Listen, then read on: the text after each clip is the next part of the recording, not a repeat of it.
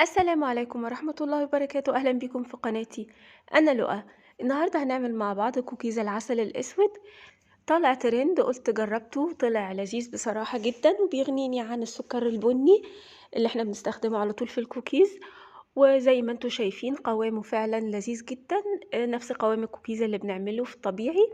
أنا عملته مع الشوكولاتة المكسرة، إن شاء الله جربوا طريقتي وتعجبكم. طبعًا إحنا في الشتا مش بنستغنى في أي مشروب ناخد حاجة جنبه، شوكولاتة، كيك، بسكوت، كوكيز. لو لسه ما اشتركتوش في قناتي يا ريت تشرفوني وتشتركوا وتضغطوا لايك، ويلا مع بعض نشوف الطريقة. عندي هنا كوباية من العسل الأسود، أي كوباية بنستخدمها هي نفس الكوباية اللي هنعاير بيها باقي المكونات، وبيضة بحرارة المطبخ، وطبعًا فانيليا. وبعدين هاقلب الكلام ده كله كويس مع بعضه، وهانزل بنص كوباية من الزبدة السايحة، أو نص كوباية من الزيت اللي عندكم، أو نص كوباية زبدة على زيت زي ما انتوا عايزين. هنا نص كوباية اهي، وأقلبها. وبعدين هنا عندي كوبايتين من نفس الكوباية اللي بستخدمها من الدقيق، وعليها معلقة من البيكنج باودر، وربع معلقة من البيكنج صودا، وهقلبهم. دول كوبايتين دلوقتي، هقلبها بقى كويس مع بعض.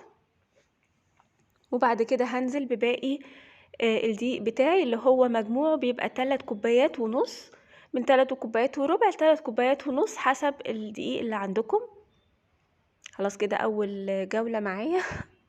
هننزل بقى بالكوباية ونص الباقيين بتوع الدقيق. أنا نزلت هنا بكوباية وربع، وبعد كده زودت معلقة كده ولا حاجة، يعني هو غالبا بتبقى نص، يعني 3 كوبايات ونص من الدقيق. بقلبها كلها بالسباتولا كده لغاية ما أعرف ألم العجينة، وبعدين بلمها بإيدي بقى في الآخر عشان ما تلزقش. طبعا احنا ما بنعجنش أي حاجة، بسكوتات بالذات ما بنعجنهاش. اهي قوام عندي اهو، رطب جدا ولذيذ جدا. عندي هنا بقى طبعا بصوا اهي قوامها تاني اهو، تمام. اي بقى شوكولاتة عندكم، ممكن شوكولات شيبس على فكرة، بس انا كان عندي الشوكولاتة دي. هقطعها كده بالسكينة عادي بدرجة حرارة المطبخ، طبعا احنا في الشتاء الشوكولاتة مش بتسيح يعني. قطعتها بالشكل دوت بالسكينة عادي جدا كده. الكمية اللي انتوا عايزينها، انا بحب كده يعني استخدم الشوكولاتة في الكوكيز بسخاء شوية. عموما بتبقى على حسب كمية الكوكيز اللي عندكم. كده تمام. هقلبها كلها بقى بايدي تقليب بس كده، يعني يبقوا متداخلين مع بعض. وممكن شوكولات شيبس زي ما انتوا عايزين، وممكن من غير شوكولاتة اصلا خالص. هنا التشكيل بقى العادي جدا.